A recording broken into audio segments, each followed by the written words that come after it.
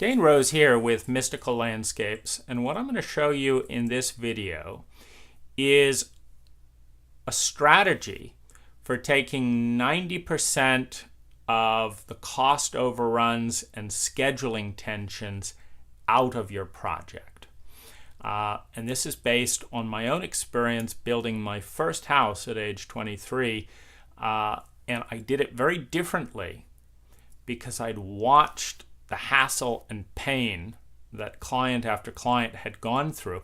I'm at the end of the project as a landscaper, and so I just don't see clients coming out of a building process saying, we're relaxed, we're happy, we spent what we wanted to spend, and it's done on time.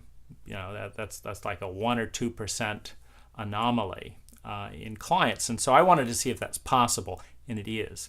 So here's what I did, and here's what you can do.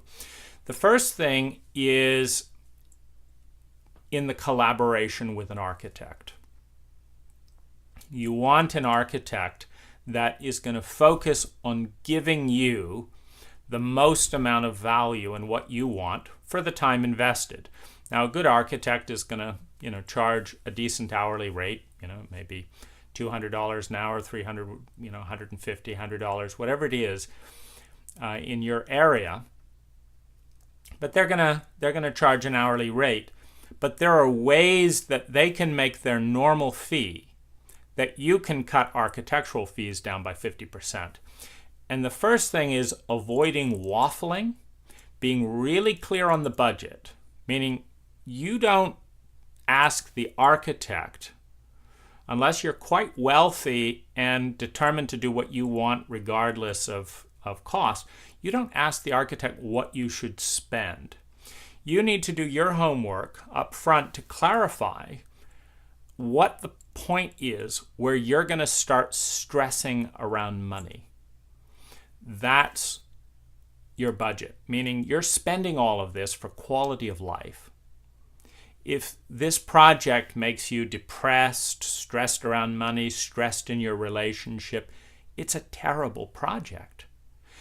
Because there's so many things you can spend money on that are valuable, that will increase your quality of life, that you don't want to spend one of your biggest investments of all time to feel shitty, which you will feel if you're caught off guard, if you're over budget, if you're staying in a hotel 2 months after you thought you'd be moving in. You're not going to feel great. Well, to spend that amount of money to not feel great, it's a little bit of a disappointment. So you want to tell the architect about you. You don't want to ask the architect, what should I do? You want to say, well, I want a really easy experience, like I told my architect, I want an easy experience driving up, turning around, unloading tools, with full rain cover in a big spacious garage. I want to be able to carry groceries right up into the kitchen here. I want these kinds of spaces. This is how I want to use the house, and this is how much I want to spend. Now, there's a tension between that, but you need to educate the architect around your values, your priorities, and there's several layers of this.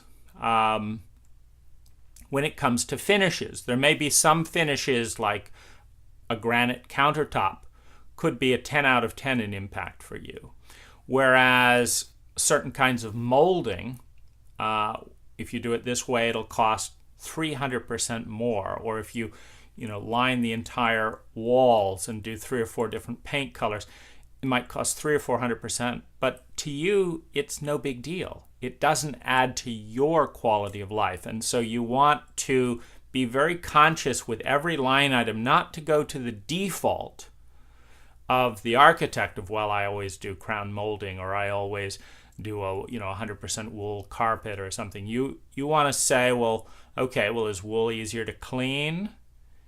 Does wool stain more or less? What about with cats? You want to dig into the pros and cons of every item and only be escalating the cost when for you there's a value there. And this is a very important discipline. Now, if you can front load that information to an architect, do some reading, watch some different YouTube videos, talk with a couple of builders, etc. If you can front load that into the architect's process, they're only going to have to do one design as opposed to 2, 3, 4, and all these different revisions. As you give too much power to the architect and just say, do what you think, they, send you back a way over budget project.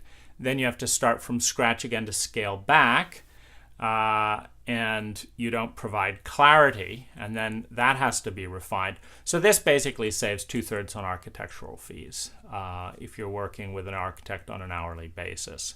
I like that, and then I like to help them save time for a more efficient project. Now, the second thing is eliminating variables and unknowns on the site prior to building. So if you can, put in some drainage that you're going to be putting in for the house, and do that beforehand. If there's some landscaping in the back of the project, for example, when I was doing my house, there was the house was going to take up the full width of the lot, minus the 5-foot setbacks, which would make heavy equipment getting around to the back of the yard difficult. So I did that heavy equipment work ahead of time in the back garden, and I installed the septic system, etc., so that the builder would not have to deal with those variables. And one of the stress points in a project is when you've got too many subcontractors all trying to park and show up. So by doing some of the site work before the builder even showed up and eliminating that, I'm getting rid of mud, I'm getting rid of parking hassles, I'm getting rid of extra noise and conflicts around using too many contractors using too many powers on the plug. And so I was able to next get the permit for my project prior to selecting a builder. Now, with me handling landscaping and the basic site development, for example, I had pipes already in place before the builder showed up that said, here's the pipe for this gutter, and here's the pipe for this gutter, and here's the water line that you're going to tie into, and I've already paid the water connection, and I've already put in the septic system here, and I've already tied this into the gutter, and I've already put in the parking area here, so you've got easy parking, and I've already put in the driveway here, so you can come right up into the space to where you need to start doing the foundations. This is an easy project for you, number one. Number two, it's ready to go. It's permitted. I've got all the plans. It's ready to go. It's permitted. Now, the next thing is the negotiating around schedule. What I asked my builder to do differently than the typical process is I said, give me a list of every decision you're going to ask me throughout the entire project. Give it to me now, before you bid it, before we sign a contract. So he gave me, the paint color for the front door, the paint color for the interior, the paint color for this exterior, the paint color for the garage door, the paint color for the trim. Then there's the kitchen sink and the bathroom sink and sconces here, and all the different fittings, the electrical plug outlets that we're going to use, the where the outlet's going to go. So every bit of detailing that was not spelled out in the architectural plans, and it doesn't make too much sense to try and drag an architect in many cases for a typical home, out shopping for sconces and this and that and the other, if you have a sense of what you like. If you don't, by all means, take the architect out shopping with you and pin that down. But by making this 22-item list up front, before there was any bid, I delete all allowances. This is a big deal.